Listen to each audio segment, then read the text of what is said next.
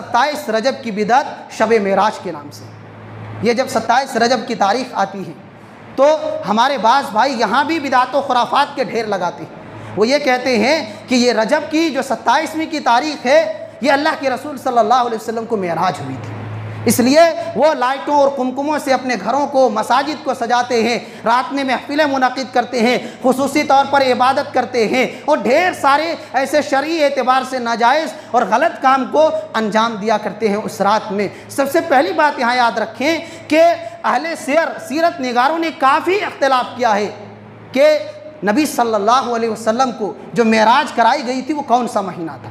बाज़ ने कहा रबीउल अव्वल, बाज़ ने कहा मुहर्रम, बाज़ ने कहा रमज़ान, बाज़ ने कहा रजब। इस तरीके के ढेर सारे अक़वाल हैं। उसमें अल्लामा सफ़ीउर रहमान मुबारकपुरी रहमतुल्लाह अलैह का कौल हमने ज़िक्र किया था। उन्होंने कहा था 27 रजब 10 नबूवत की जो तारीख़ बताई जाती है वो सही हो ही नहीं सकता, क्योंकि हज़रत खदीजा रज़ी अल्लाह अन्हा के वफ़ात के बाद मेराज हुई है, इसलिए ये तारीख़ हो ही नहीं सकती। अलबत्ता कहना यह है कि सीरत निगारों ने तायीन के साथ किसी महीने और दिन को मुतय्यन नहीं किया है, तो फिर एक आम आदमी और आपको कैसे और कहाँ से आपने ये जान लिया कि वो मेराज की रात 27वीं रजब की रात है।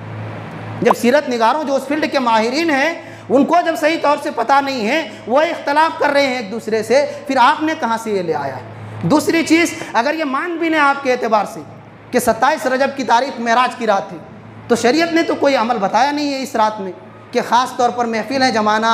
अल्लाह के रसूल सल्लल्लाहु अलैहि वसल्लम को मेराज हुई, आप वापस आए, सहाबा इकराम से कहा भी नहीं कि आइंदा साल हम लोग इस रात को महफिल जमाएंगे, खुशी मनाएंगे मेराज की वजह से, कभी नहीं कहा। जब आप सल्लल्लाहु अलैहि वसल्लम जिनको मेराज कराई गई, जिनको ये तोहफ़ा मिला, उनको जब पता नहीं, आपको कैसे पता हुआ कि इस रात महफिल जमानी चाहिए। तीसरी चीज़, अक्सर वो लोग इन महफिलों को मुनक़िद करते हैं जो 5 वक्त की नमाज़ों के लिए कभी मस्जिद का मुँह तक नहीं देखती, बड़े एहतमाम के साथ इन बिदातों को अंजाम देते हैं। मेरे भाई, उसी मेराज का सबसे बड़ा और अजीम तोहफ़ा 5 वक्त की नमाज़ें थीं।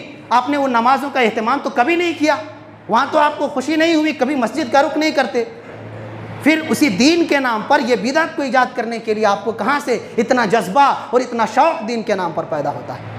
हकीकत ये है कि ये खाने के भूखे हैं। जहाँ खाने पीने की सुन्नतें होती हैं या खाने पीने के बिदात होते हैं, वहाँ खूब ये फजूल खर्ची करते हैं, और जहाँ मेहनत करनी होती है, पसीना बहाना होता है, वहाँ सुन्नतें और फ़राइज़ उनको नज़र नहीं आती। उस रात में मुख्तलिफ़ किस्म के मुनकरात और बिदात व खुराफात मज़ीद अंजाम दिए जाते हैं। और इस महीने में चंद और बड़ी ख़राबियाँ हैं। जब 1 रजब की तारीख़ होती है तो इसमें हज़ारी नमाज़ पढ़ी जाती है, 15 रजब को उम्मे दाऊद की नमाज़ पढ़ी जाती है। इस महीने में खुसूसी तौर पर मज़ारों में और कब्रों में जाकर सजदा किया जाता है, मेले और ठेले लगाए जाते हैं, और ढेर सारे शिरकिया अमाल और बिदात व खुराफात इस महीने में दीन के नाम पर अंजाम देते हैं। कहना यह है हमारे उन भाइयों से जो इन बिदातों में गिरफ़्तार हैं कि आप दीन को समझें, ये चीज़ें दीन का हिस्सा नहीं हैं। ये बाद में लोगों ने हमें धोखा देने के लिए हमारे दीन के अंदर दाखिल किया है, हमें अपने हकीकी पहचान और हकीकी तालीम से दूर करने के लिए इन बिदातों को ईजाद किया गया है, और हम इसमें गिरफ्तार हो चुके हैं। लिहाजा